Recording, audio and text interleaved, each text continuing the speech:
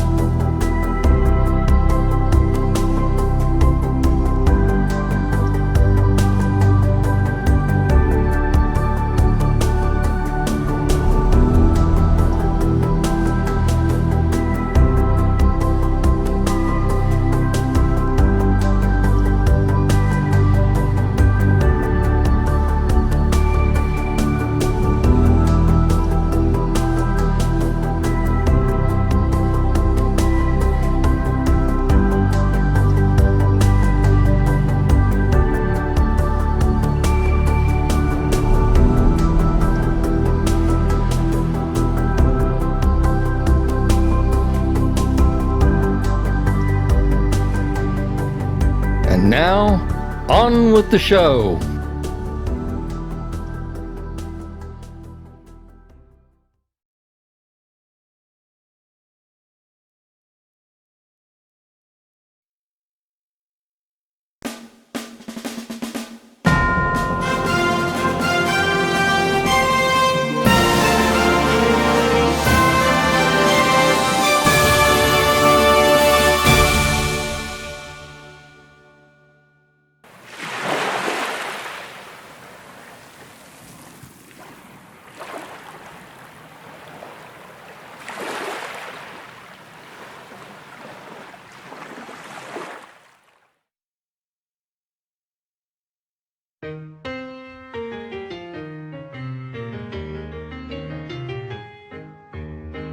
Octopus encounters are usually strange in one way or the other.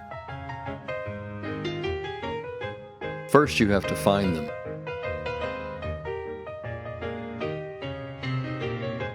It's easy to swim right by and not notice them like I did with this algae octopus. Algae octopus are masters of camouflage, but what he did next is totally bizarre. I filmed this scene 5 years ago, and this is the only time I've seen this type of behavior.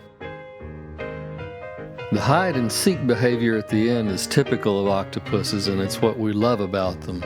They are so smart. Usually octopuses just glide over the reef and snatch things to eat every now and then. But the mimic, the long arm, and the wonderpuss can imitate other animals as they swim. First he imitates a flatfish like a flounder or a sole, and then a lionfish. Here, his front arms imitate a sea snake. But the algae octopus is doing something totally different. I researched it and I found a 2005 paper that described bipedal walking in algae octopus. This is it. That's a good trick without any skeleton or opposing muscles. Then I learned that there's another walking octopus from North Sulawesi. The coconut octopus likes to hide in shells, but just about any hiding place will do.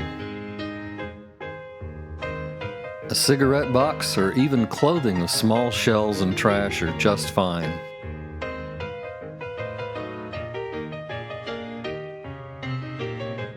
A broken beer bottle works, but the best is one that isn't broken.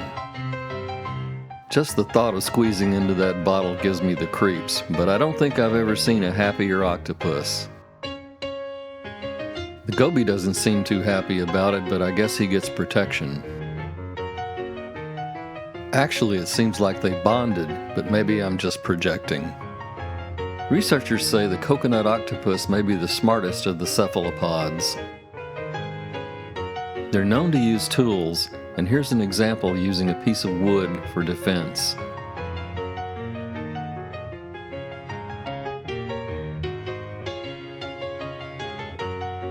And here are a couple of individuals walking. They do it differently from the algae octopus.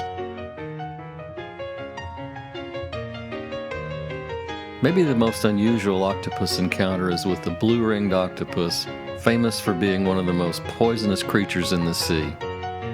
The rings are usually faint, but they flash a bright blue when they become excited.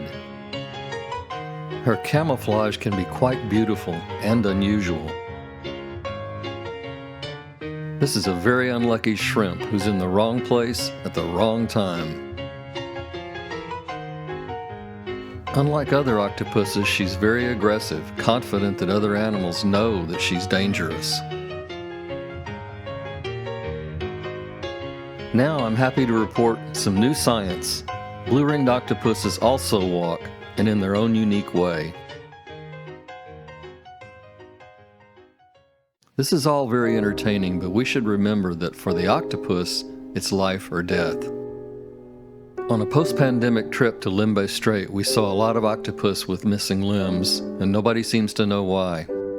Of course, it's one of their defenses against attack, and they'll regenerate the limbs if they survive.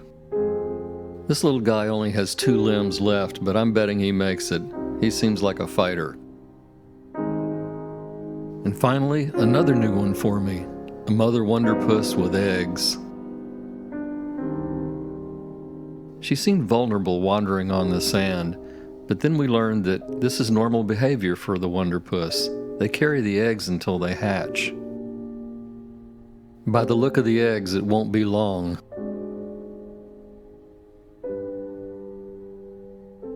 And what a good mother. A small clutch of eggs has come loose, and she's picked it up with her rear arm and is tucking it back under her body with the rest of the eggs. The only thing I can say in closing is I think we still have a lot to learn about octopuses.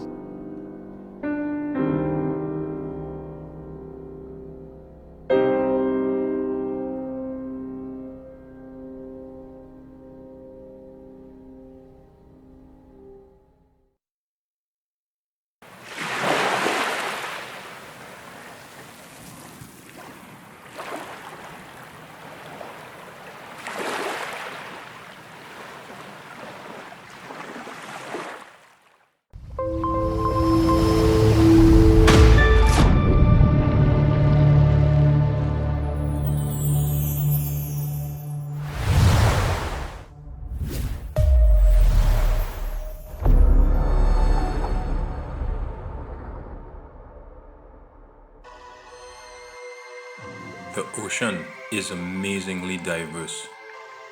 Life in the ocean ranges from the smallest microscopic critter to the largest animal on Earth, the blue whale. As scuba divers, we constantly chase new experiences in this biodiverse underwater space.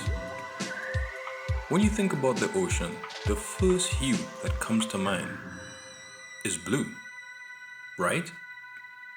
We visualize marine life thriving in a sea of blue, parading in the unrestricted open water columns. What if I told you that the most magnificent marine life you've ever seen call home in a lesser known hue of brown and gray? What if I told you within the sediment that lies beneath most dive sites is home to the most spectacular array of critters? What if I told you in the midst of silt, coral rubble, uninspiring underwater topography, there's a substrate where the exotic, unusual, colorful, and bizarre marine life thrive, where if you look closely, you'll be rewarded with the pleasure of spotting the weird and wonderful marine critters that are found nowhere else but the muck. Yes, the muck. I am so mucking serious. So let me take you on a scuba diving adventure as I show you where I had the best mucking time ever.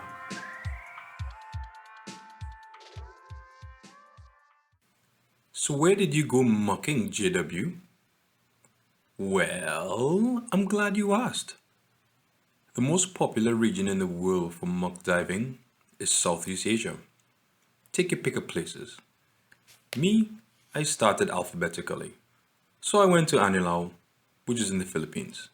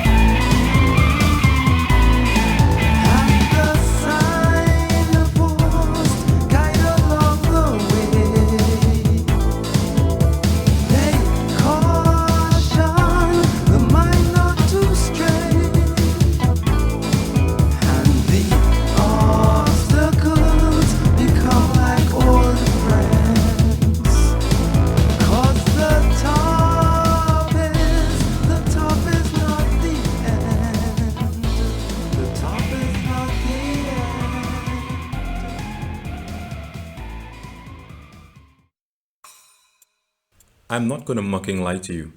Everything I shot, I saw it for the first time. Well, except, yeah, and well, yeah.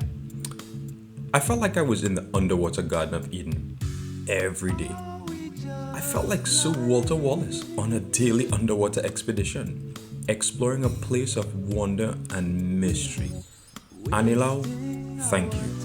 I will treasure my time with you. The best mucking time ever.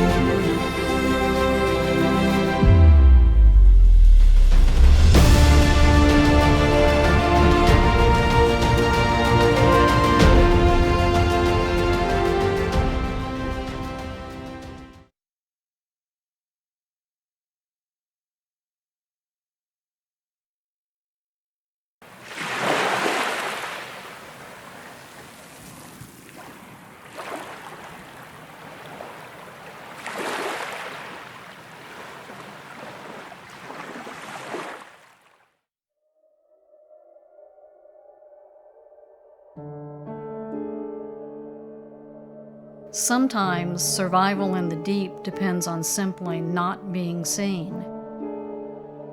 To see without being seen, to eat without being eaten. Meet the ocean's masters of camouflage.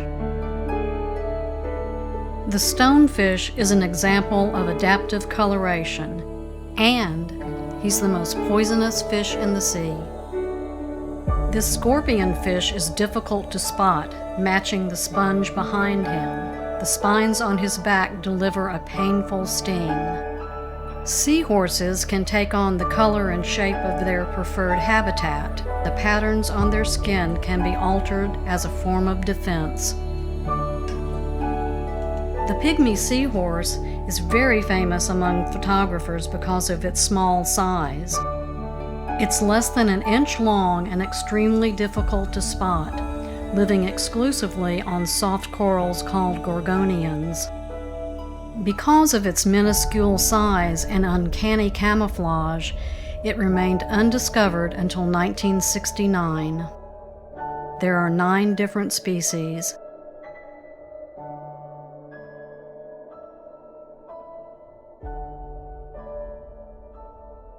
With its mottled coloration, a woebegone shark can blend in easily on a coral shelf. Giant frogfish camouflage themselves in sponges. Stingrays and flounders change color depending on their environment. They bury themselves to hide from predators or catch any prey passing nearby.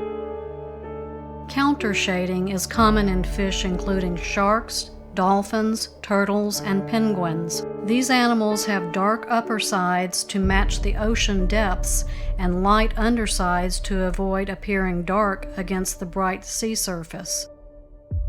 Many fish have eye spots near their tails. These distract attacks away from the vulnerable head and eye. They may also have an eye stripe to conceal the eye, giving the impression that the head is at the tail end of the body. Many marine animals that float near the surface, like shrimp and jellyfish, are highly transparent, giving them almost perfect camouflage. Where transparency cannot be achieved, it can be imitated effectively by silvering to make an animal's body highly reflective. Other sea creatures disguise themselves. The cockatoo fish resembles a leaf slowly drifting back and forth. The ghost pipefish hover in crinoids.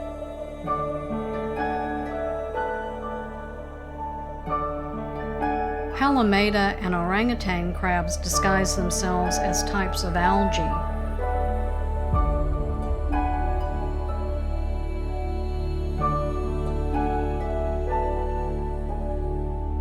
The decorator crab looks just like seaweed.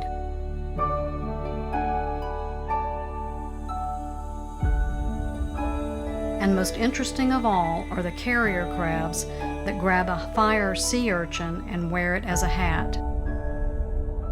All parts of the cuttlefish, ranging from the internal organs to the color tubes, can change shapes and colors to appear like any number of fish, rocks, or plants. And finally, we arrive at the true master of camouflage, the mimic octopus. The shape-shifting mimic octopus, like its name suggests, mimics a variety of other sea creatures like crabs, lionfish, and snakes to trick, confuse, and escape predators. I hope you enjoyed the Masters of Camouflage. See you next time.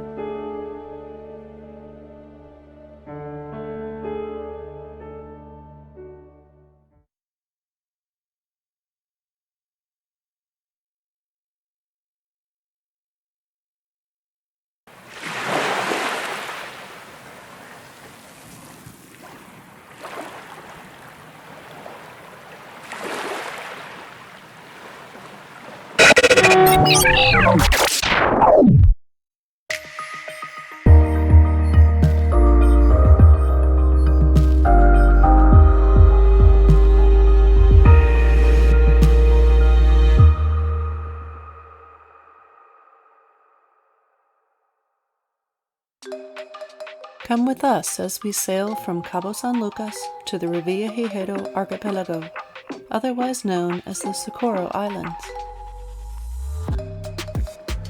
Expect to be at sea for almost 10 days visiting this remote island group. Expect a variety of dive sites around these volcanic pinnacles. Expect to experience currents and wear warm exposure wear.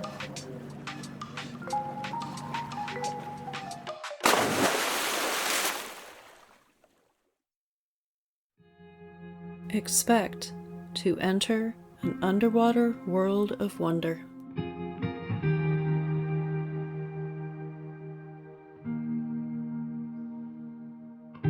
Expect to find sharks. Expect Galapagos sharks, silky sharks, white tips, and hammerheads.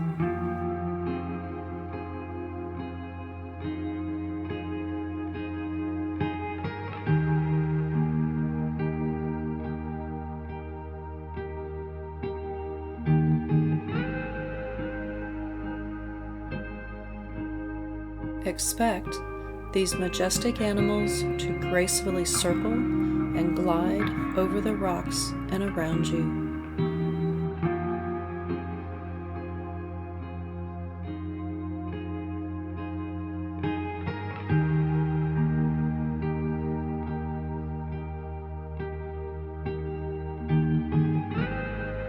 Expect to find colorful life hiding in the volcanic crevices.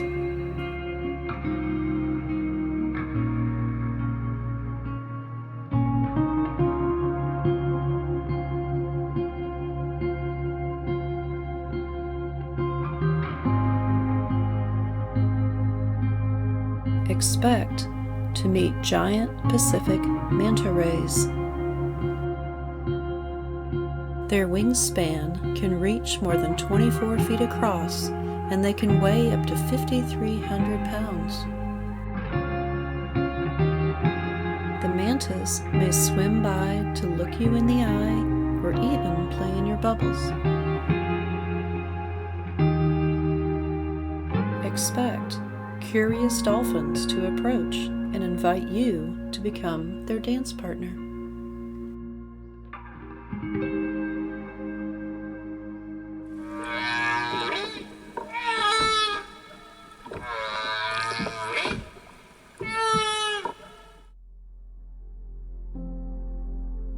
But always be ready to expect the unexpected. Pregnant humpback whales journey from Alaska to Socorro in the winter to give birth to their calves. This mother and calf were found under the protective eye of their escort.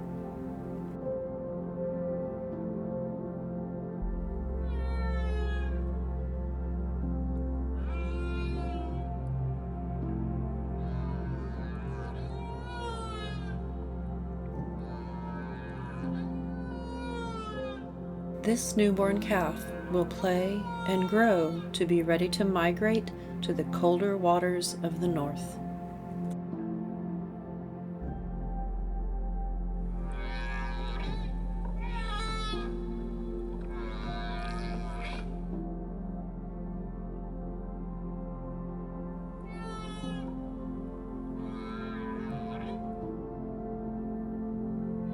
The best things in life happen unexpectedly. The best stories begin with, and all of a sudden. The best adventures were never planned as they turned out to be.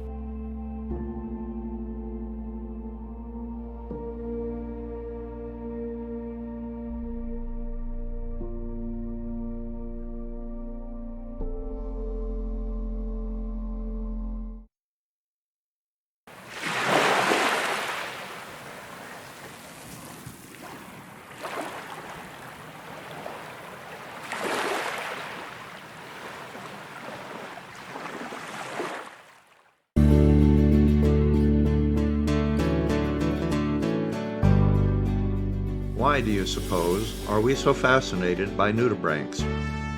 After all, they are just snails without shells. I have a theory. We're all a little bit lazy, and nudibranchs are just insanely easy to photograph and video.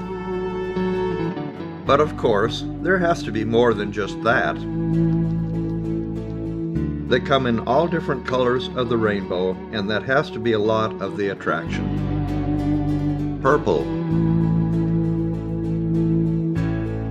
yellow, white, pinkish purple, and a little bit of everything.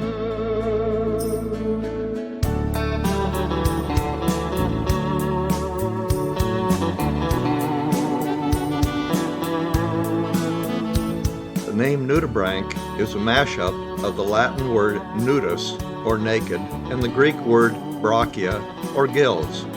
So, naked gills. Dorid nudibranchs, like you see here, breathe through gills that are on the rear end of their body.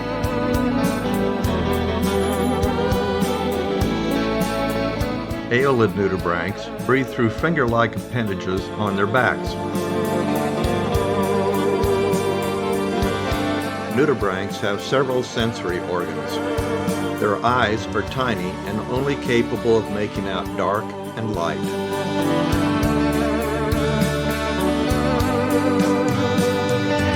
They have cephalic tentacles on their head that are sensitive to touch, taste, and smell. Rhinophores on their heads, shown here, detect odors. Shape-wise, nudibranchs vary widely from simple to complex, just plain trashy, or even things inspired by Rube Goldberg.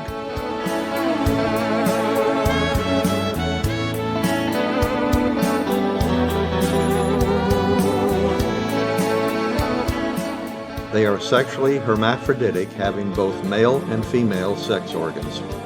Courtship starts with a slow dance, ending up with the two side by side, facing opposite directions. Fertilization of both occurs simultaneously. Afterward, they both lay a large, ornate ribbon of eggs.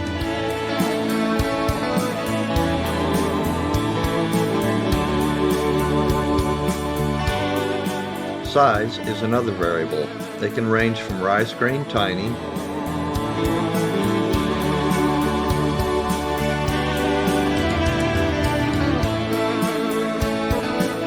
to foot-long Spanish dancers. One thing that distinguishes nudibranchs is that they are carnivores, eating tunicates, hydroids, and other animal species. There are many sea slugs that resemble nudibranchs, like these head shield slugs, but aren't. Some possess rudimentary shells and are herbivores.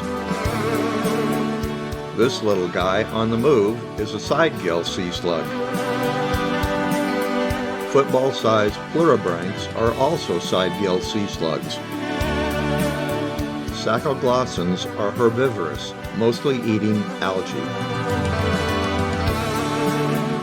Perhaps my favorite non-nudibranchs are the sea hares. They have a soft leathery shell inside their body, and they are herbivores, eating mostly seaweed.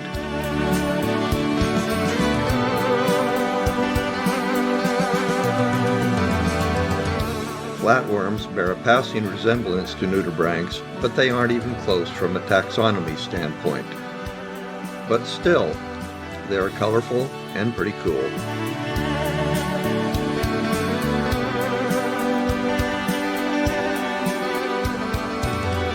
We'll end with this beautiful pair.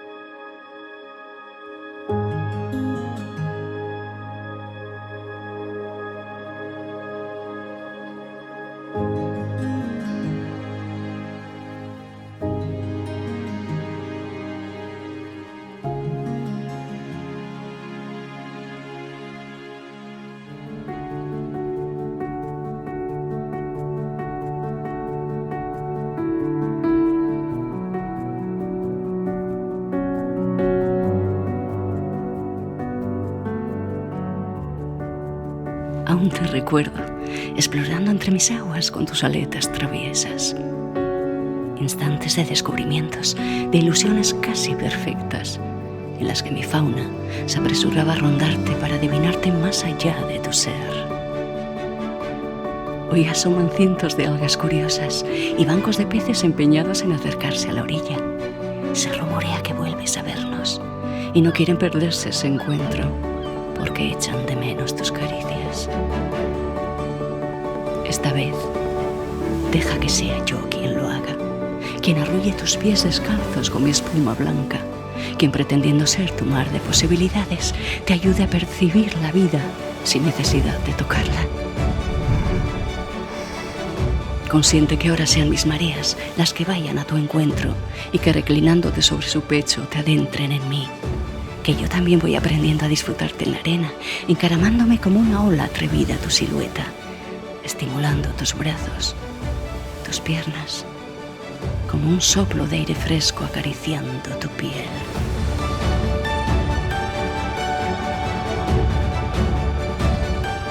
Cada cual siente la vida a su manera y algunas personas como tú vivís por adentraros en mi universo sumergido. Quizás sea por eso que sabiendo de mi malestar siempre me has protegido, preocupándote por mí. Y ahora soy yo el testigo mudo del sinsentido en el que te van sumiendo tus circunstancias.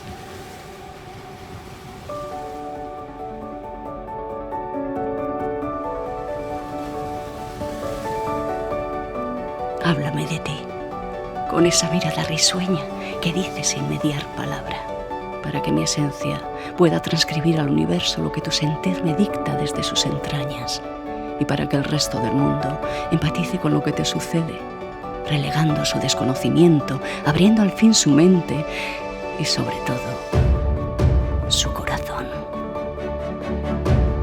Háblame de ti, que hace tiempo que aprendí a leerte entre silencios, cada vez que tus ojos me observan desde lejos, como queriendo transmitirme lo que no puede expresarme tu cuerpo, mientras tu mente, ávida de experiencias y conocimiento, intenta susurrarle al viento que me extrañas, tanto como yo a ti. Una vez me insinuaste que de irte desearías que fuera en mi hábitat. Es por eso que si alguna vez vuelves a sumergirte en mis aguas, seremos conscientes de que entonces será por siempre. Y en el preciso instante en el que roces mi alma, ya no habrá distancia ni dolor que nos separe, porque ya seremos uno, hasta el fin de la eternidad.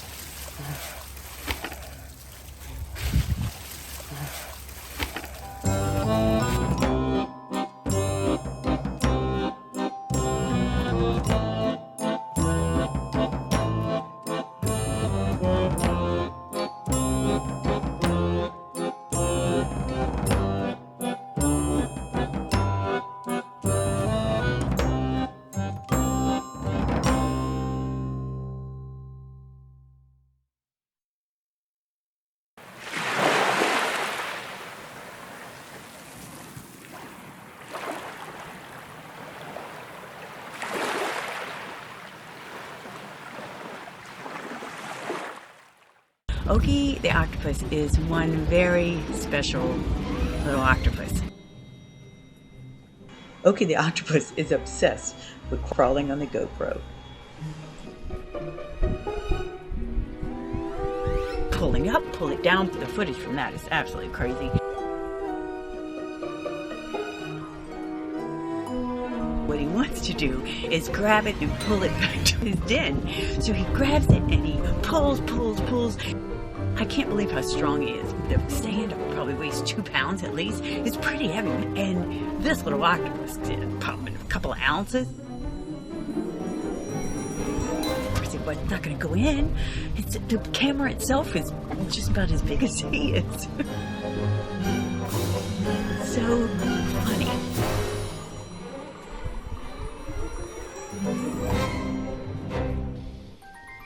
Very comfortable with me being within a few inches from him. I'm trying to keep him off of the camera now. I have enough footage of section cuts. After so many times of using my hands to block him, it soon turned into this.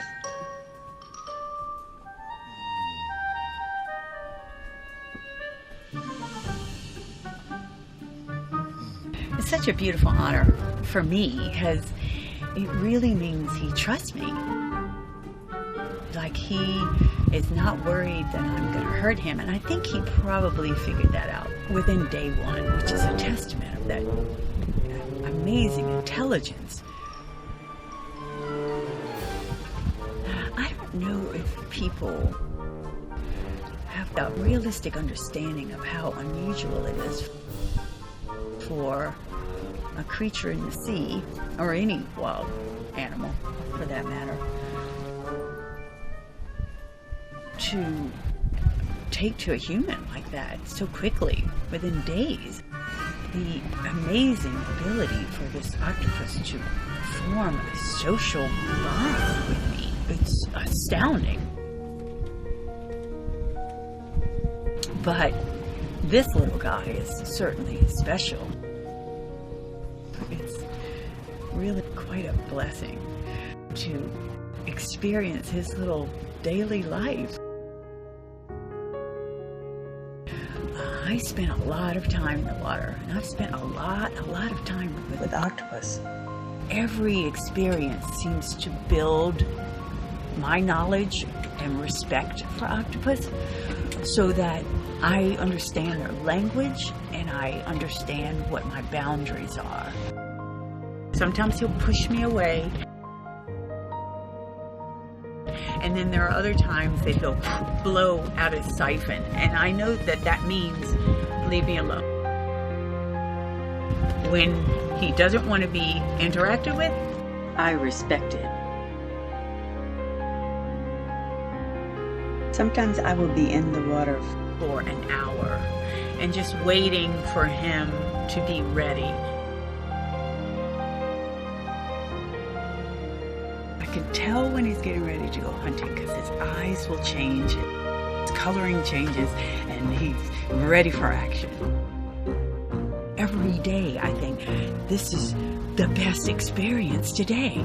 And then the next day, it gets even better. for him to leave the safety of his den, allow himself to be vulnerable, and then to welcome me to join in his hunt for food is quite an honor. It is an honor that I don't take lightly. There is definitely a relationship of trust for me.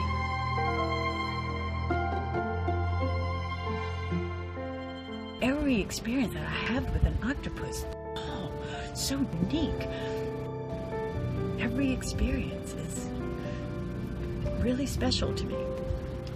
Really special. But I'm always fearful it will be the last time I see him. A lot of things want to eat octopus. Eels, sharks, and people even. And in an area of the Caribbean that still has octopus on the menus, the fear was deep.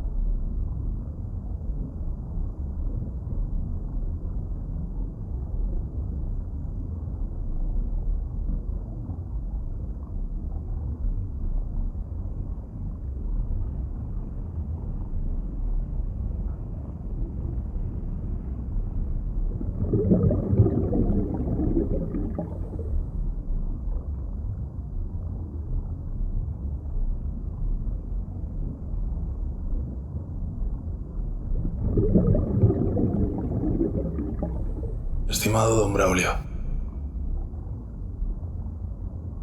significa mucho para mí poder escribirle estas líneas. Hoy hace un año que batí el récord del mundo. Desde entonces me pregunto si usted lo sabe.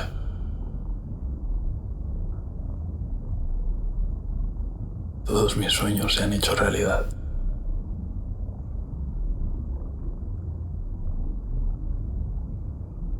Aún así, todavía hay algo que me impide disfrutar de las cosas que me gustan, si no es a escondidas. Como si todo lo que me genera placer me diese vergüenza. Incluso nadar. La vergüenza es la herencia que me ha dejado todo aquello.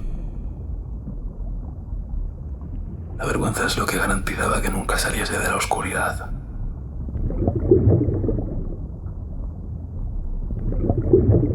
Aunque usted nunca me advirtió ni me amenazó. Sabía muy bien en qué sociedad vivíamos. Esta en la que las heridas del alma se omiten, se niegan, se callan y se esconden. Usted sabía que yo nunca hablaría.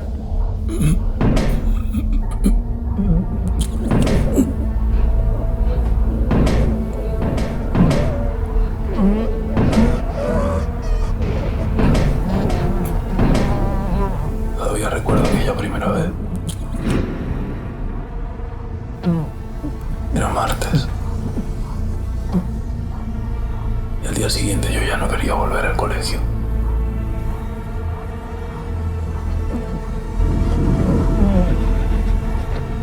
A mí todo aquello me parecía irrazonable.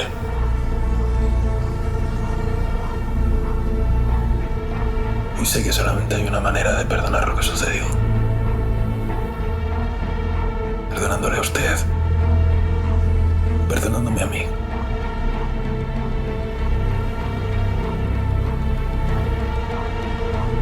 Atentamente, Roque.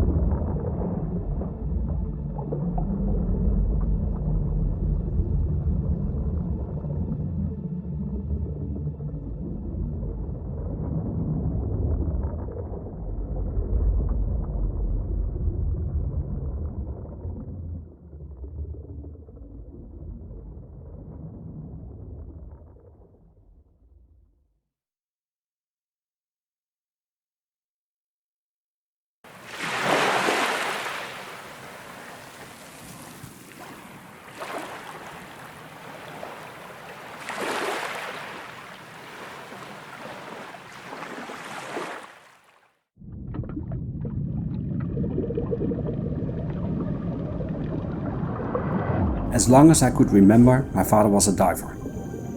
Because my parents divorced when I was 6, I would only spend the weekends with my father, and the weekends were filled with diving.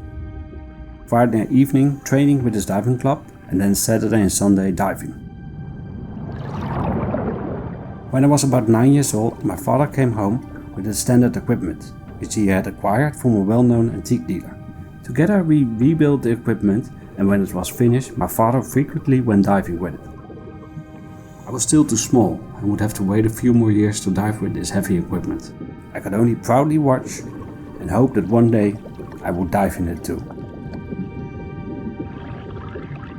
Around the time I turned 16, disaster struck. My father hadn't been feeling well and finally went to a doctor.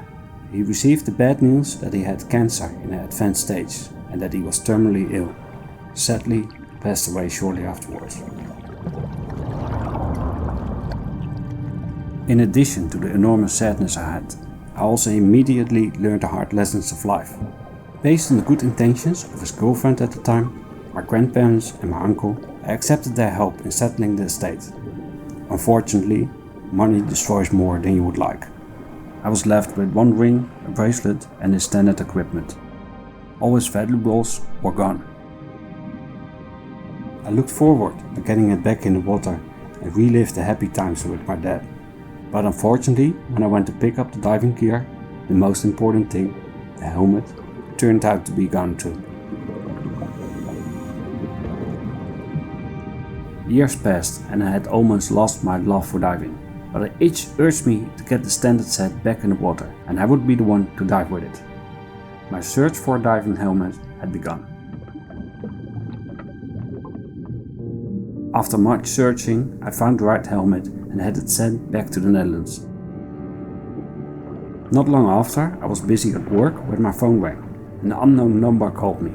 Normally I wouldn't answer, but for some reason I took this call. It was Kees de Jonge, a helmet diver and collector. It turned out that he had bought a helmet and went to see if he could find information about it.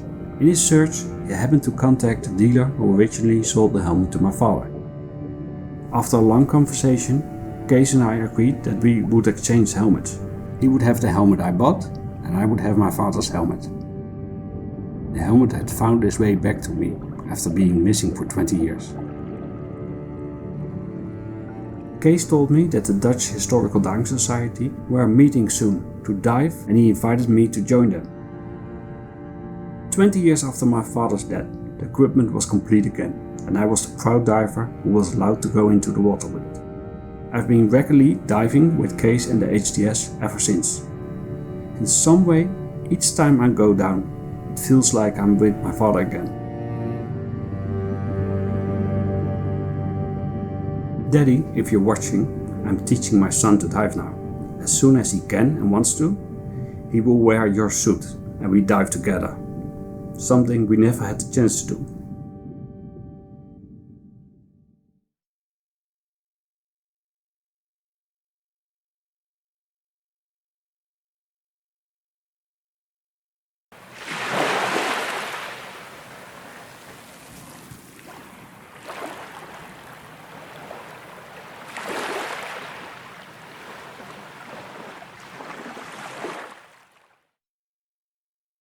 Tout a commencé à 1 mètre. Enfin, presque. Juste en dessous de la surface.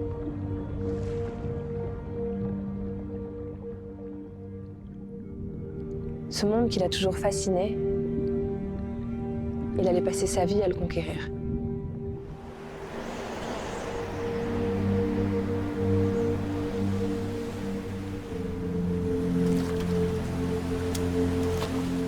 Et pour résumer cette vie, je pense à des chiffres.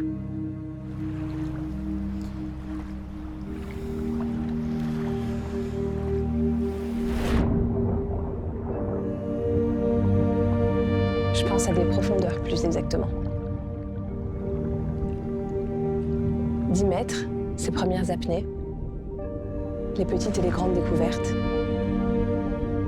un univers à apprivoiser.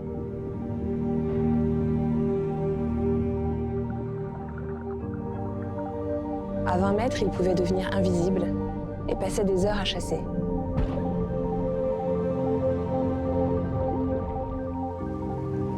C'était quelqu'un d'obstiné, qui aimait repousser ses limites, quitte à parfois repousser les limites de son entourage. Il s'imposait des entraînements intenses, toujours plus exigeants. 25 mètres, la fosse de Saint-Raphaël. À 30 mètres, il pouvait remonter le temps, comme sur l'épave de la Mona qu'il a si souvent explorée.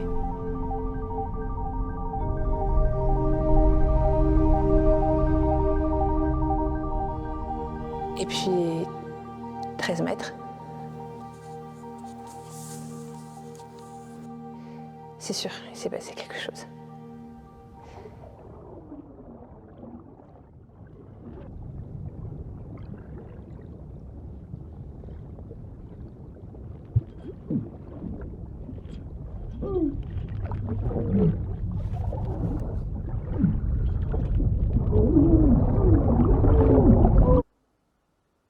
On ne saura jamais ce qui a pu se passer exactement à 13 mètres.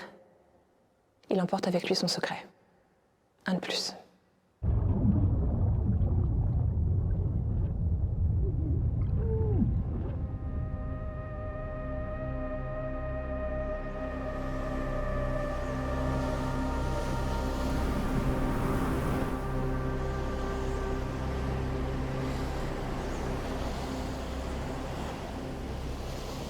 Je me souviens juste de l'avoir vu rentrer, ranger son harpon au fond d'un placard et me sourire. Il a plus jamais retouché à son harpon. Et ensuite, il a consacré toute son énergie à 13 mètres. Cette ONG pour laquelle le monde le connaît.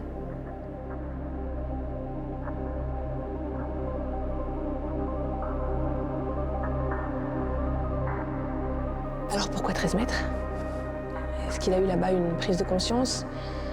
Une découverte? Est-ce que c'était juste par superstition?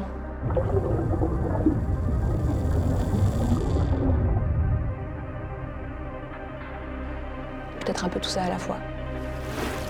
C'est ce que j'ai envie de croire.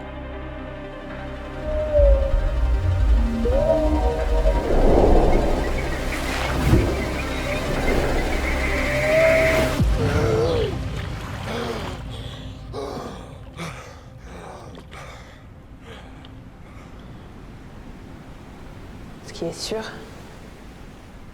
c'est que pour toi, papa, on continuera.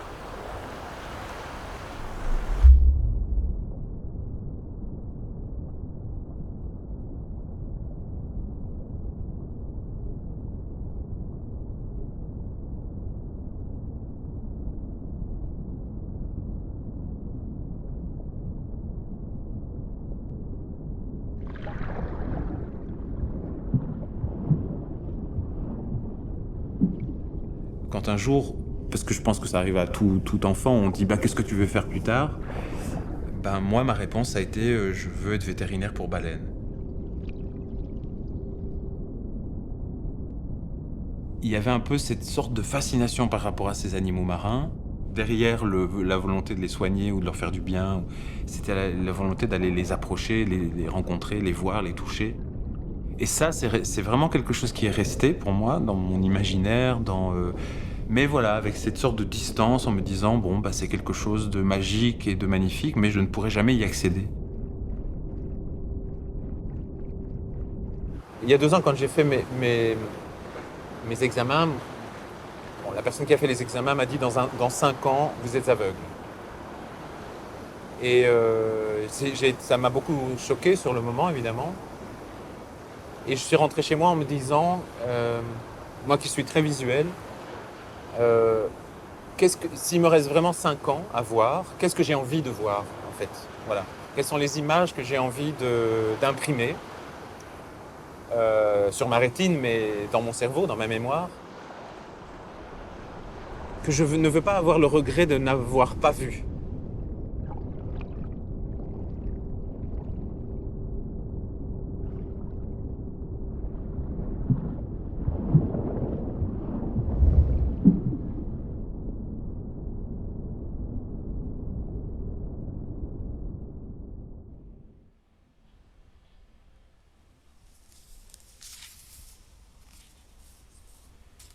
À l'école primaire, notre prof de gym nous a dit, voilà, demain, on va à la grande profondeur, comme on disait à l'époque. Et au moment de me jeter dans l'eau, je lui avais demandé qu'elle me garantisse qu'il y ait une perche, en fait, à laquelle je puisse me raccrocher. Et elle m'avait dit, oui, évidemment, je laisserai la perche. Et donc, j'ai sauté dans l'eau. J'ai inspiré de peur, en fait. La peur a provoqué un mouvement d'inspiration. J'ai bu de l'eau et j'ai coulé. Et en fait, j'ai voulu agripper la perche. Et ma prof a retiré la perche, en fait. Ça a dû durer probablement, en réalité, 2 secondes ou 3.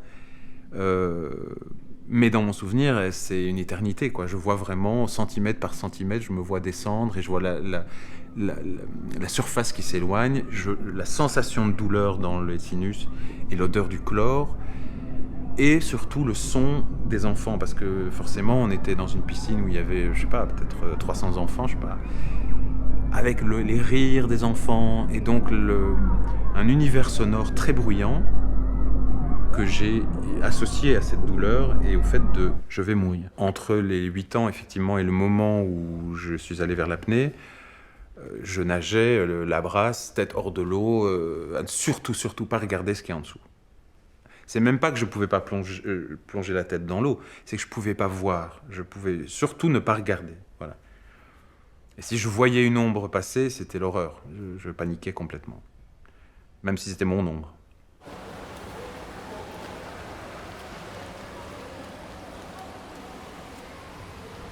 Moi, Olivier, c'est un ami. J'étais très enthousiaste à l'idée de l'accompagner. On s'est entraînés très longtemps ensemble. On allait nager tous les samedis ensemble. C'est vrai que notre instructeur de l'époque, lui qui était un grand sportif sans aucune peur, a sans doute assez mal compris ce qui bloquait Olivier. Il était assez peu outillé pour lui venir en aide. Et je pense que les choses ont commencé à changer au moment où on allait ensemble au Nemo. Donc au Nemo, l'eau est chaude, l'eau est claire, on est dans un cadre sécurisant. Et au moment où on a commencé simplement à arrêter de faire de la technique, en fait. À juste descendre, et puis voir ce qui se passait. Puis bouger un bras, et puis voir ce qui se passait. Puis bouger un autre bras, et puis une jambe, et puis se mettre la tête à l'envers, et puis remonter, et puis s'amuser. Et là, en fait, progressivement, il a commencé à adopter son corps, son poids dans l'eau, sa flottabilité. Et progressivement, il est devenu beau. Et il a compris ça. Et je crois qu'aujourd'hui, c'est un des plus beaux apnéistes que je connais au niveau de la façon de se mouvoir sous l'eau. Olivier, il bouge, il danse. C'est complètement différent.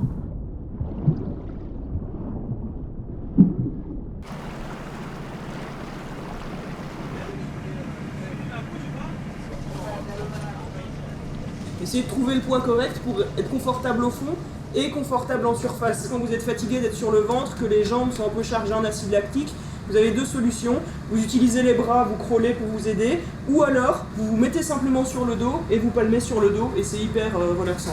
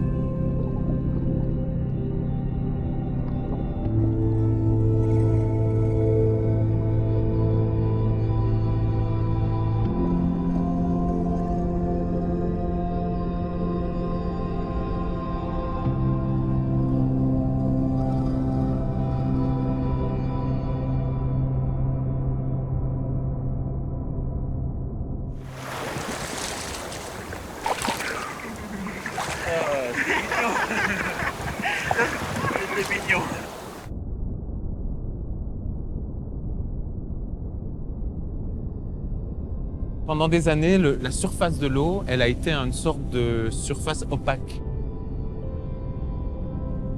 Je ne pouvais pas mettre la tête dans l'eau, je n'osais pas mettre la tête dans l'eau, et donc je n'osais pas voir. Et maintenant, avec l'apnée, j'ouvre grand les yeux, si on veut.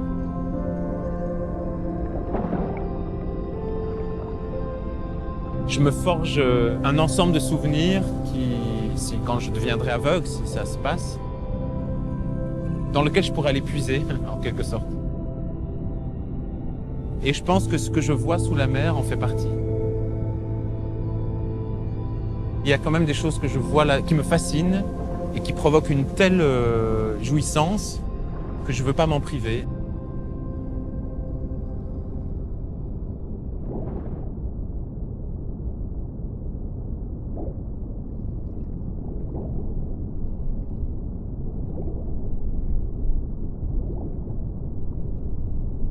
Le site qu'on va visiter, c'est la baie de Hanifaro.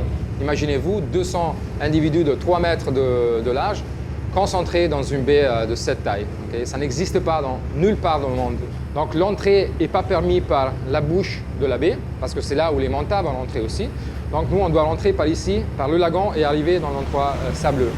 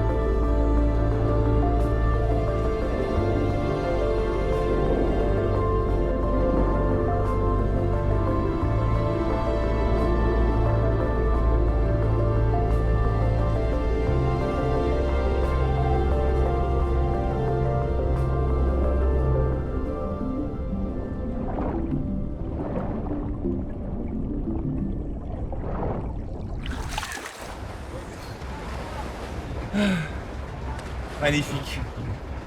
Un balai. C'était incroyable. Incroyable.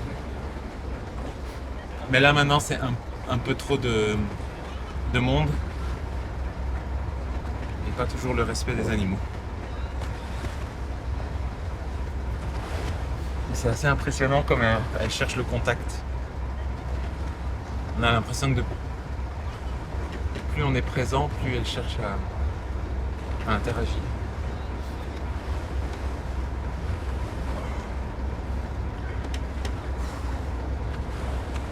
À quoi tu vois ça? Eh ben au début, elles ont l'air de nous ignorer ou de nous ignorer. Et puis à un moment donné, clairement, elles viennent de plus en plus proches, jusqu'à frôler, jusqu'à... Tu sens le contact de leur nageoire avec la palme. Parfois, c'est vraiment très très très très proche. Je pense qu'elles le font un peu consciemment. Il y a une curiosité en tout cas. Clairement. Une vraie curiosité. C'est un balai. C'est magnifique.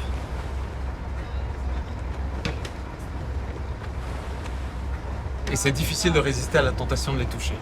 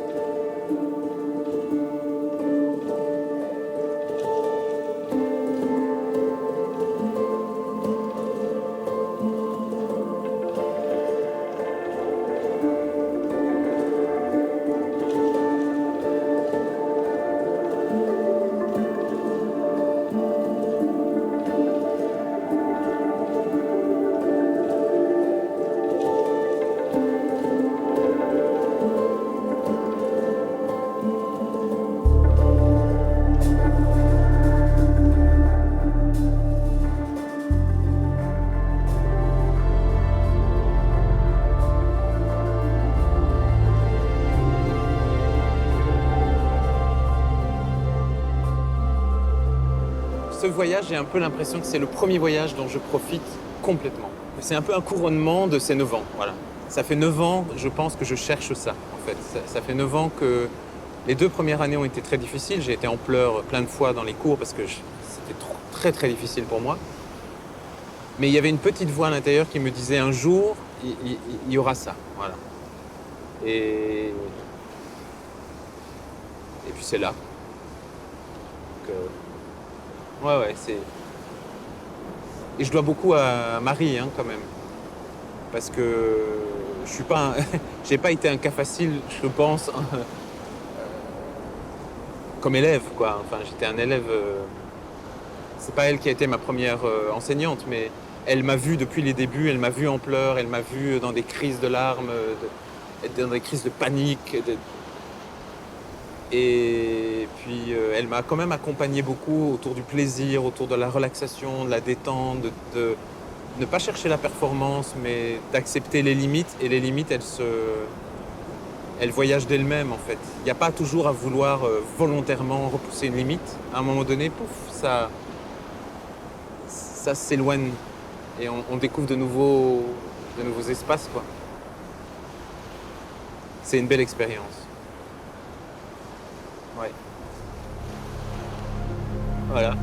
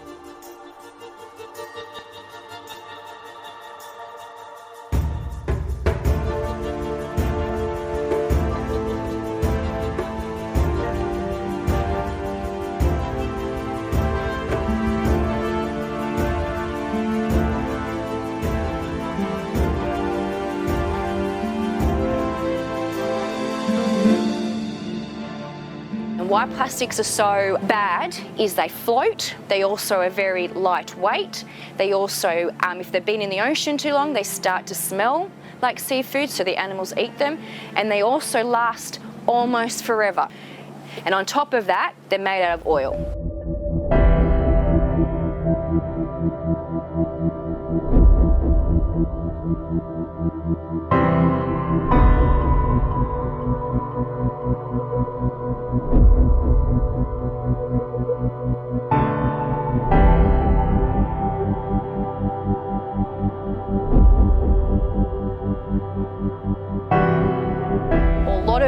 our landfills are actually very close to oceans. And if we think they're gone into the bin, they do blow or they wash down into our oceans. And as tourists, we have responsibility to stop blaming the countries that we travel to, because if we're using the plastic, we're using the litter, that country has to put it somewhere.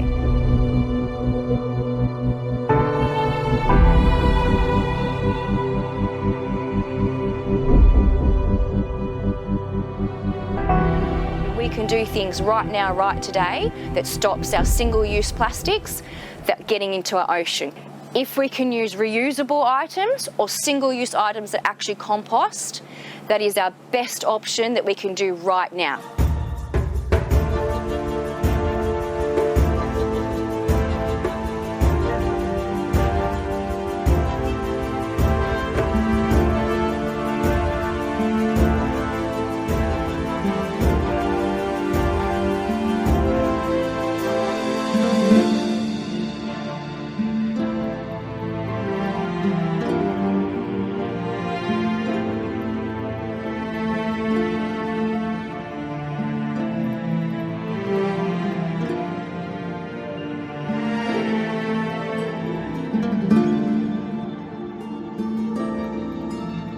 And it's also about human survival. If we keep on polluting the oceans and disrespect the ocean, we're going to suffer. So it's not just about the value of the ocean, just for the sake of the ocean, it's also the value of human life.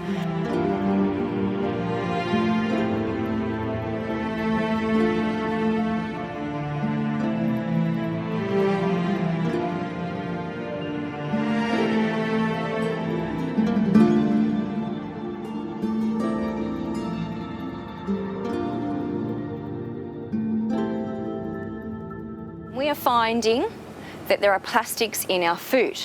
We're finding microplastics in our fresh water, so it's going to affect our crops. It's also going to affect our land, animals that we eat, but also if we keep polluting our ocean with microplastics, it's going to affect the health of it, the plankton level, and the plankton level gives us lots of oxygen.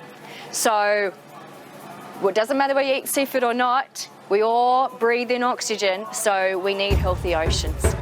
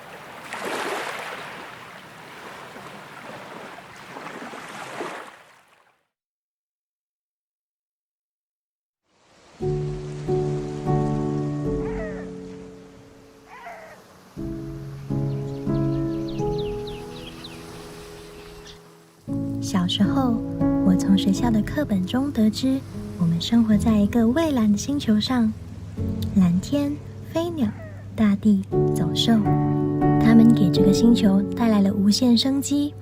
但最引人入胜的是那一抹一望无际的蓝，海洋。这颗星球表面的70%被海洋覆盖着，记忆中的海洋是那么的清澈深邃。我喜欢走在沙滩上，看海平面潮涨潮落。我喜欢潜水，看鱼儿在水下嬉戏玩闹。潜水让我能成为他们中的一份子。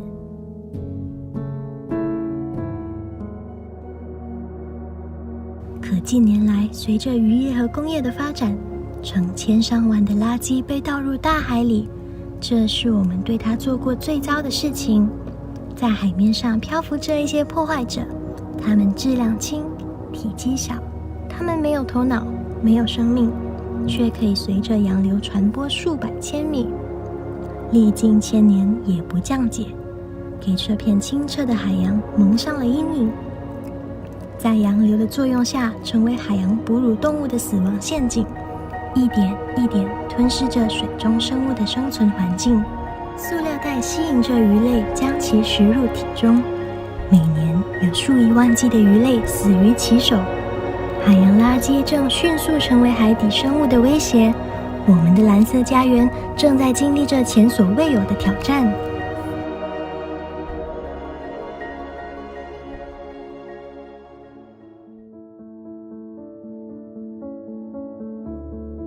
こんにちは。私は佐藤直樹と言います。日本人のスクーバダイバーでインストラクタートレーナーです。ダイビング数は4,000回ほどで、陸上においても水中においても環境保護をいつも考えています。私が皆さんに言いたいことは、環境保護は誰でもすぐに参加できるということです。たった2つのことができればいいのです。1つ目は、誰かが環境活動をやってくれるからいいのだと思わずに自分でやると強く思うことです。この世に都合の良い誰か他の人などいません。自分がやると強く思うことです。2つ目は、環境保護を何か難しいことであるかのように考える必要はありません。自分の思った環境保護をできるところから始めるのです。もっと勉強してから始めようと思うことはありません。今始めるんです。There are more surprises to be found in the ocean. There are more beautiful waiting for us to meet. Protect the blue. Even the smaller sections can make a difference in the ocean.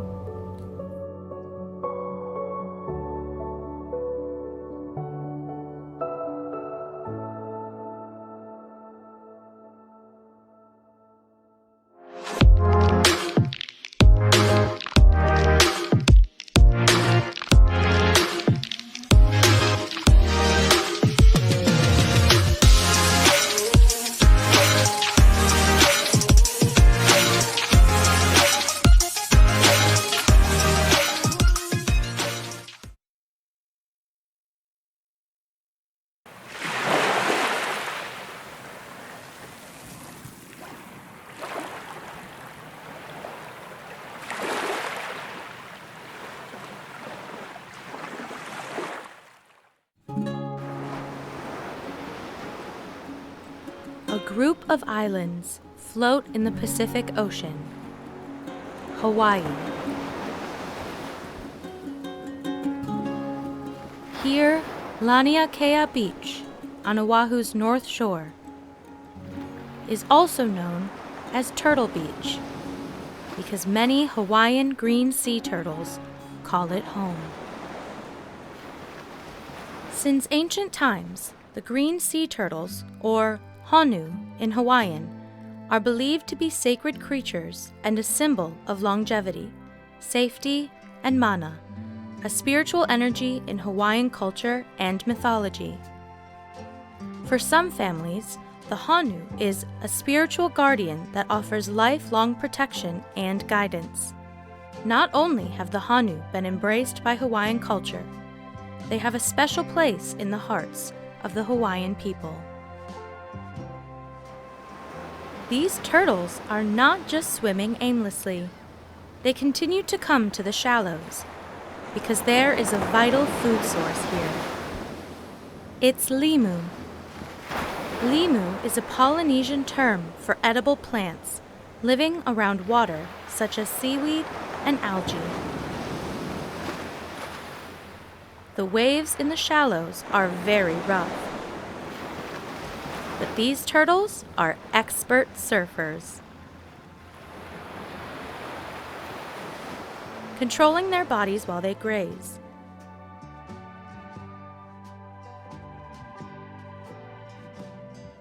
The turtles don't tear the limu from the root.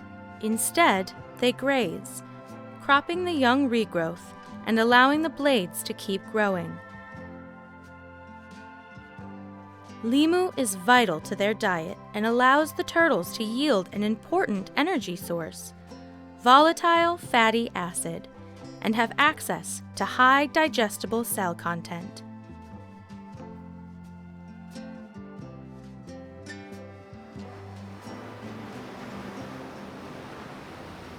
After having a little brunch, they come out from the water. Little by little, as if they are pushed by the waves, they work their way up the beach.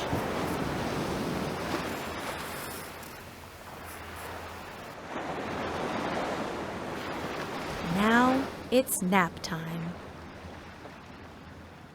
Green sea turtles are found in many parts of the world, but only the Hawaiian green sea turtle routinely basks on the beaches. They are known for having two beaches, the beach they were hatched on and the one we call their home beach to graze and bask. Hawaiian green sea turtles are considered a threatened species under the U.S. Endangered Species Act.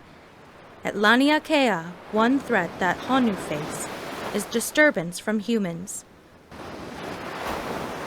Local volunteers are present on the beach to offer education and protect the sea turtles. Through stories and education, the relationship between Honu and the people of Hawaii today continues so that sea turtles can return to their home beach tomorrow morning.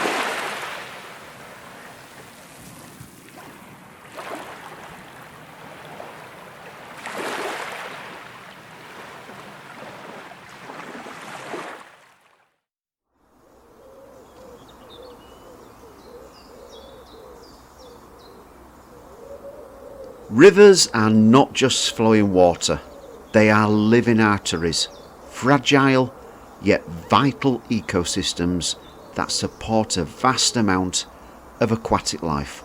Ultimately, what happens within rivers affects our seas and oceans. With this in mind, there is one particular species of fish that not only has style but has grace and elegance, and is aptly named the Lady of the Stream due to its sheer beauty. This highly skilled, powerful fish truly is a wonder of nature, with its beautiful colours adorned on its body and its ever so large dorsal fin. It is a real treat to see. Grayling is a species of fish from the salmon family. They have particularly soft mouths that are quite small, with the upper jaw protruding beyond the lower. Both jaws have a row of very small teeth. They have a natural diet of bottom-living insect larvae, crustaceans and mollusks.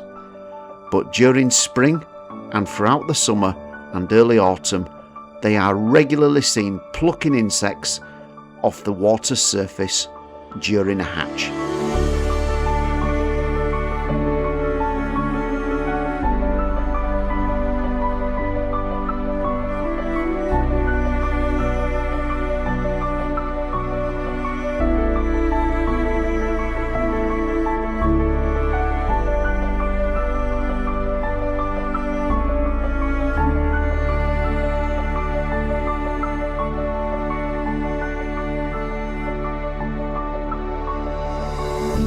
On occasions, large grayling have been known to eat small fish, and it is not uncommon for them to pick up gravel to remove food items.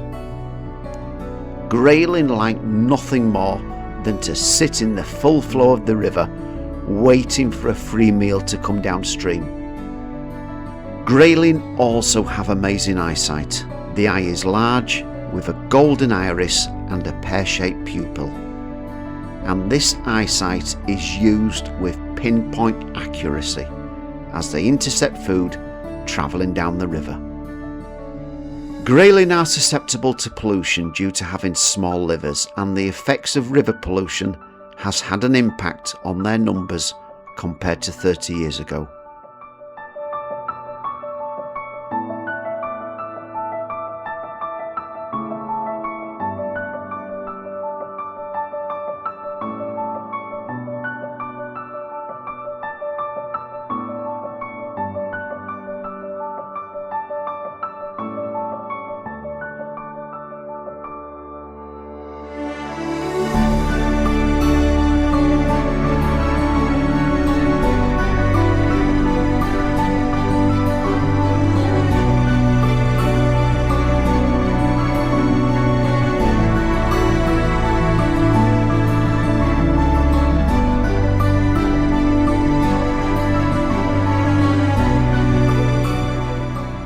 The magnificent world of rivers needs to be nurtured back to how nature intended, to enable them to thrive for future generations to enjoy, as sadly our impact on rivers is taking its toll.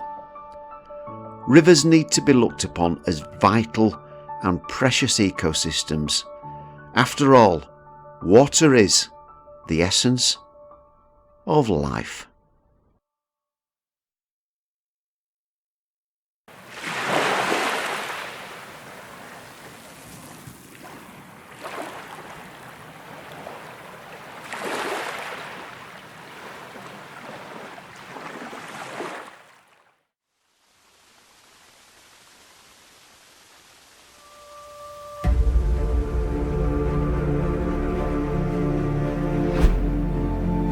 Guimarães is a land with history, but also an unparalleled natural heritage. Our growth was supported by industrialization, but this never meant a disconnection from the richness of our nature and biodiversity.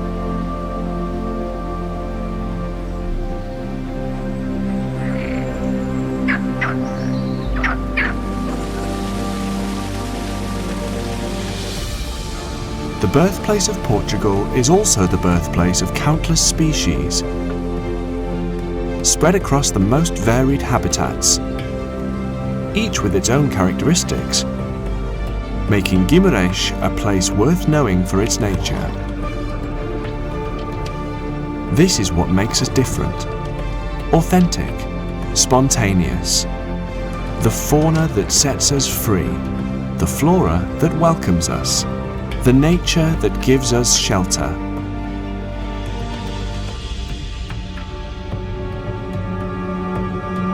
But the human beings that nature shelters are also the human beings that put nature at risk.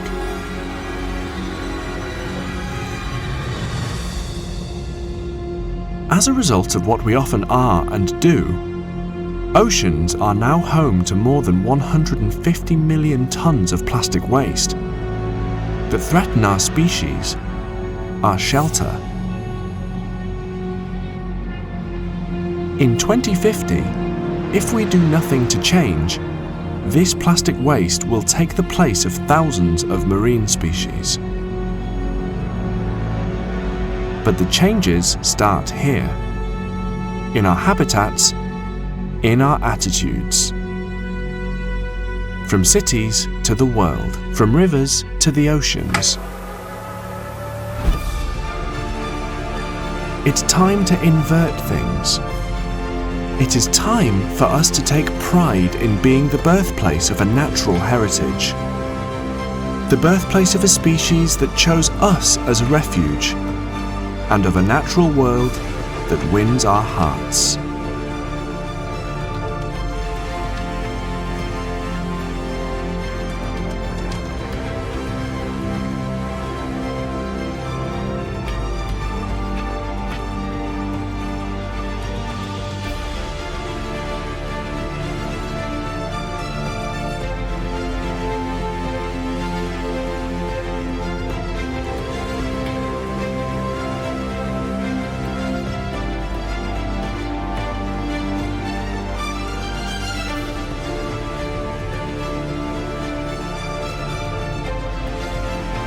a land of nature, diversity and victories.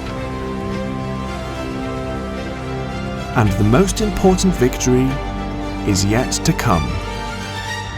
The victory of our planet. We are Gimmerreich.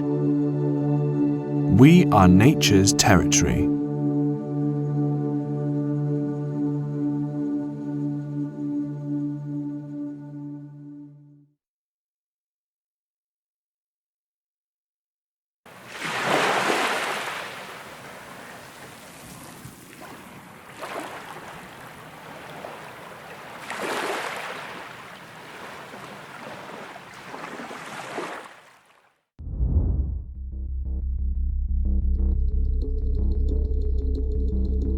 We all know plastic is bad, but do we have any idea how bad? Let's look at some numbers. India discards about 15,000 tons of plastic a day. This is equal to approximately 27 A380 planes, the world's largest passenger plane. Now imagine this in 1 year. It amounts to 9,778 A380s. And 97,780 A380s in 10 years. Worse still, 43% of this is single-use plastic, like straws, cups, spoons, bags, water bottles, or packaging for food and toys. Only 60% of this is recycled, mostly by waste pickers and kabadis. The rest is dumped on our mountainside streams, from where it reaches our rivers and finally oceans. In fact, 80% of all ocean plastic comes from rivers. Even years after being dumped, plastic only breaks down into microplastics. These are particles less than 5 millimeters in size, almost invisible to human eyes, which contaminate our soil and water. It is estimated that 8 million tons of plastic ends up in the ocean every year. At this rate, by the middle of the century, the ocean will contain more plastic than fish by weight. This plastic is choking and killing marine life. It is not just marine animals who are choked by plastic. We are getting choked too. The seafood we eat may contain plastics. It doesn't stop there. Samples of salt, beer, honey have all revealed the presence of microplastics. We buy bottled water believing it is pure, but WHO studies indicate that about 84% of this bottled water contains plastics. Data shows that we eat about 50,000 pieces of plastic every year. Some studies say that we are eating about 1 credit card worth of plastic a week. Studies show chemicals in plastic are harmful to human health and are linked to infertility, diabetes, and cancers. Often, plastic is burned, but this poisons us too. Did you know that almost 1 lakh Indians die every month from air pollution? Why doesn't plastic degrade? Plastic comes from petroleum. Ancient animals and plants get compressed and form petroleum. These are extracted from the earth and refined to make plastic.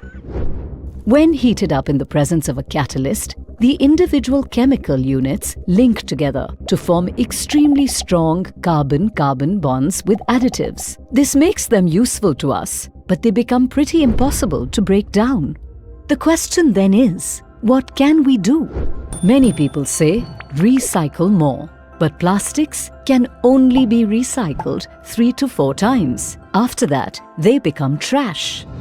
Just one thing works: consume less plastic. Many states in India have banned many single-use plastics, a great step forward. My government has announced that India will put an end to single-use plastic in the coming years. I believe the time has come for even the world to say goodbye to single-use plastic. You must take this forward now. Convert your family, friends, and strangers. Refuse single-use plastics even if no one else does. Make it a movement. Be part of the solution.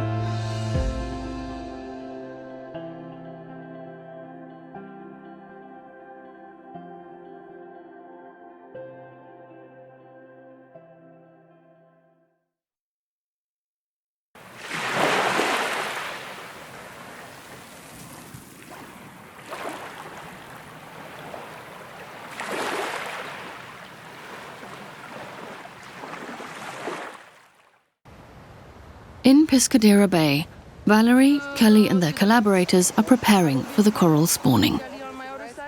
Everything must be precisely planned in advance, since means of communication are limited underwater. To the left, there's a really nice patch of Diploria there, and then I guess you can inform us. Yeah, they spawn just at sunset. Yeah, nothing. The team uses fine mesh nets to catch coral eggs and sperm. Nobody knows if the coral spawning will happen today. Despite decades of research, precise predictions are difficult to make.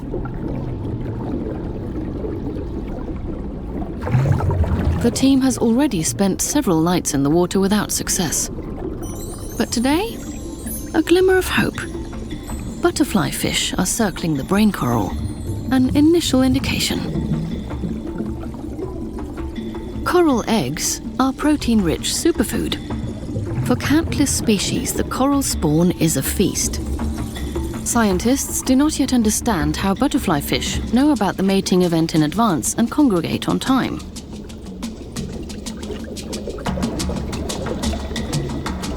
But the corals know how to protect their legacy. Only a couple of brain corals emit a few eggs. Others do nothing. The team is familiar with this game. They have to make sure their nets are placed on the right corals. When those butterfly fish start picking on one colony, it spawns for like one pulse, then it stops, then those butterfly fish start swimming away, and then they start spawning again, and it's like this kind of symphony on the reef where a colony spawns, and then butterfly fish eat a little bit, then the moment they move away, they start spawning again, so it's like kind of a mouse and cat game. Hitting the right coral in the course of this cat-and-mouse game is a matter of luck. Altogether, the team has brought nearly 30 nets along. Eggs and sperm are meant to rise up the funnel on the net and collect in a small plastic tube. Now the biologists can only wait and see whether they've picked the right coral.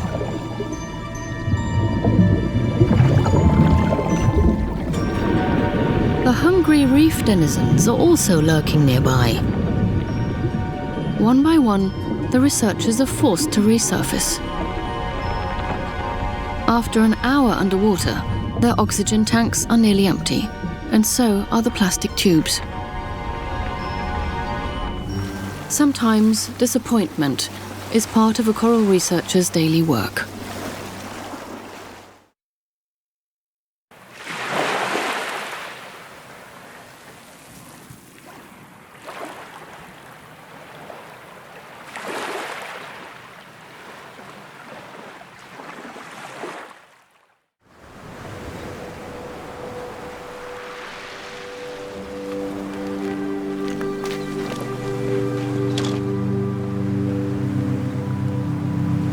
The ocean provides a sense of insignificance for me because it's so vast, but also in the sense of time because it's existed for so long, and the animals within it often appear very similar to those that we might find in fossil deposits on the shoreline.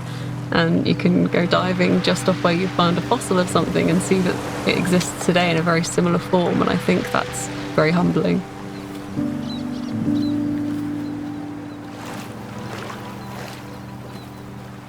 My dad's always taught me to conserve and look after fish, and he would always put back anything he caught. And I think this general sort of admiration for fish has followed me through my career. My main goal is capturing something in a way that inspires others. Even if it's a species I've seen countless times, if I can capture it in a new way, or in a way that builds a connection between people and the sea, then I'm happy for the day. I don't necessarily want to tick boxes of species. It's more I want to take pictures that mean something to someone.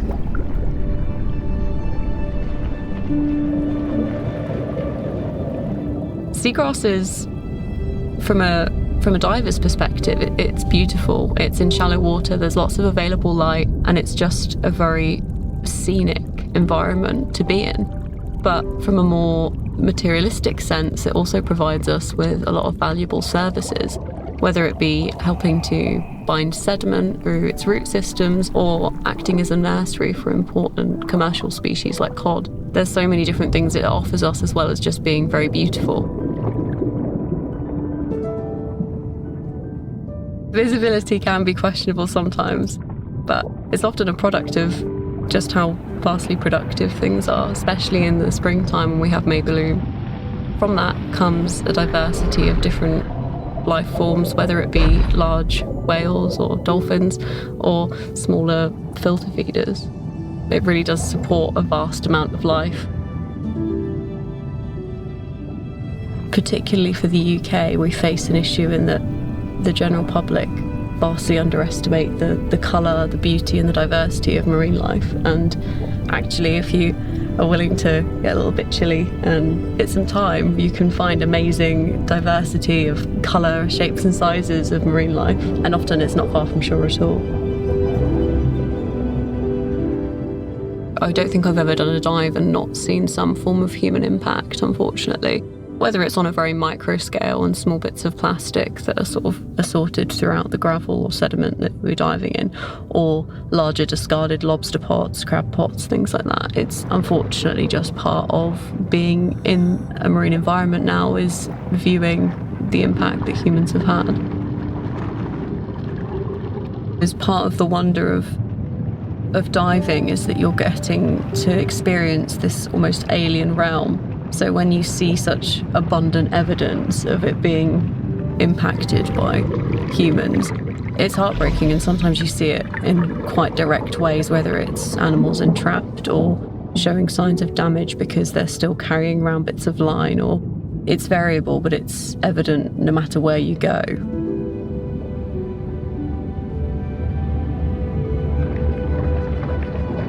I think the main goal for me with my photography is for it to be used to benefit various marine conservation messaging. And part of my role as a sea champion with the Marine Conservation Society has been kind of helping me utilise my images to make sure that they go towards causes or educational aids that help people engage with local marine life.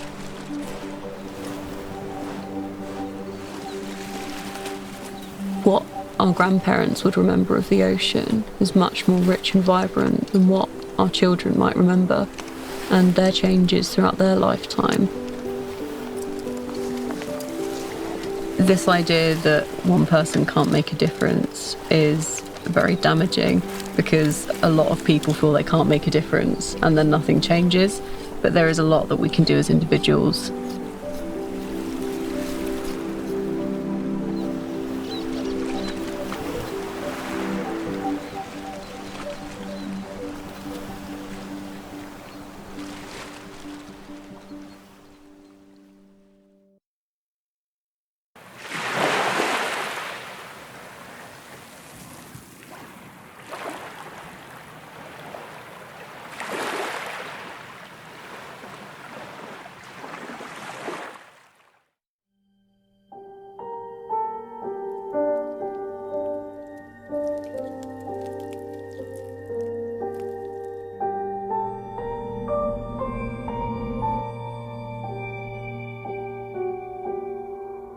Once upon a time, there existed a mysterious population.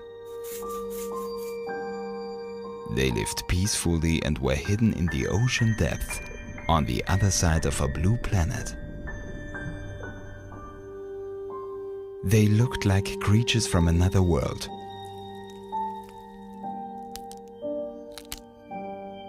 What made them feel so strong was their mutual affection and their wish to lead a life in lasting peace. While some of them were keenly aware of their beauty, some other creatures lived a secluded life. Only a few rarely could see them. But this beautiful, ideal world was at great risk. Dark forces were emerging to destroy this prosperous piece of land, enslaving the creatures.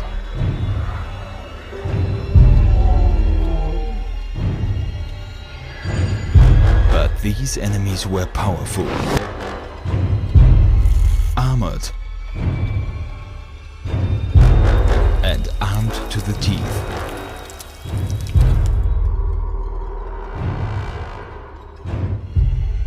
The armored warriors were moving closer and closer, and the enemy scouts were already positioned.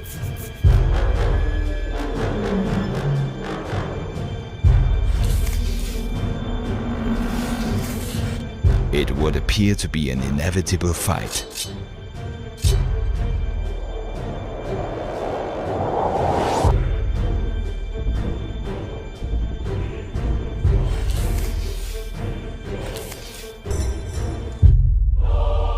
But in the end, loveliness and goodness always win.